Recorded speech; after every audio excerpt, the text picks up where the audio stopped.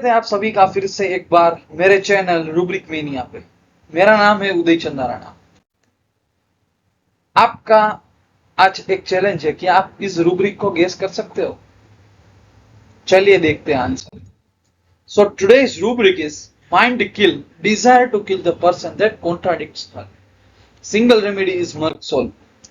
Let's understand this rubric. Rubric का meaning ऐसा है कि एक ये मेंटल स्टेट है पेशेंट का, जहां पे पेशेंट को इंपल्स आता है कि मैं सामने वाले को मार डालूं।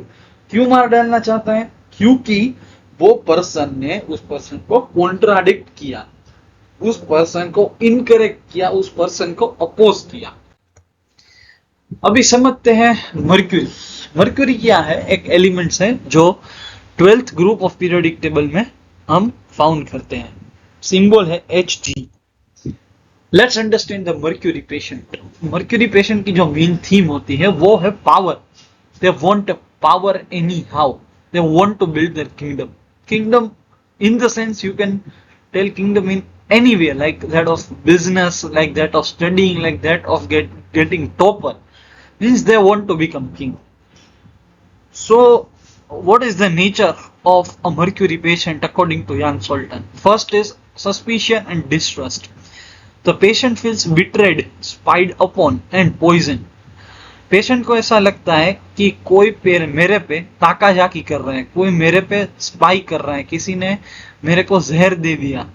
Can not trust other but also other can not trust him. दूसरों पे कभी ट्रस्ट नहीं करता, इसीलिए उसको ट्रस्ट इश्यूज होते हैं, जिसकी वजह से जो पेशेंट है वो एकदम सीक्रेटिव, कॉशियस एंड मैनिपुलेटिव हो जाता है। अभी हम आगे समझेंगे, पर मैं आपको बताना चाहता हूं कि जो मर्कसोल रेमेडी है वो हाईली एंटी सिफिलिटिक रेमेडी है।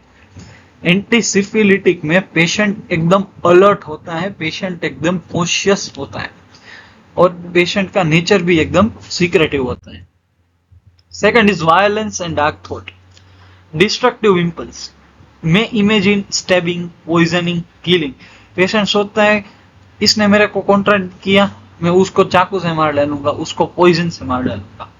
Raise when contradicted, often disproportionate to situation. अगर वो पेशेंट, मर्कसोल का पेशेंट, अगर किसी भी मीटिंग में बैठा हो और किसी ने उसको कॉन्ट्रैक्ट किया तो उसका गुस्सा बहुत बढ़ जाता है। That is why the patient become violent. There is a strong link to syphilitic miasm. How? Because there is a theme of corruption, destruction. जो मर्कसोल का पेशेंट होता है वो एकदम करप्ट होता है। Why Merksol has this rubric? The nature of Mercurus personality. ठीक है, dual, unstable and contradictory.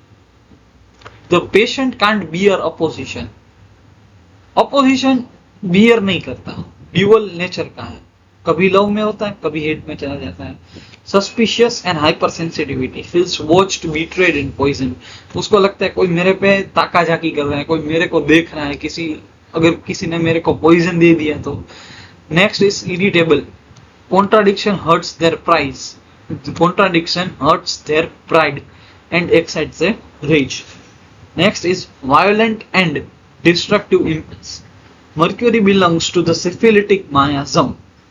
That's why the patient have a violent and destructive impulse, because syphilitic miasm is highly क्या कहते हैं, violent.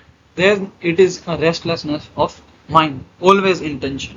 क्यों? क्योंकि उसको किंगडम बिल्ड करना है, उसको वो किंगडम अपने हाथ से जाने नहीं देना है।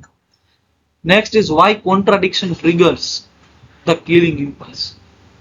In Merck patient's mind, being contradicted feels like humiliation. Patient को एक ऐसा लगता है कि इसने मेरे को कॉन्ट्राडिक्ट किया, मैं ह्यूमिलिएट हो गया। Ego wound. They already live in a suspicion and instability. Contradiction is unbearable. Next is violence as release. The restless, destructive tendency seeks an outlet, violent impulse against the enemy.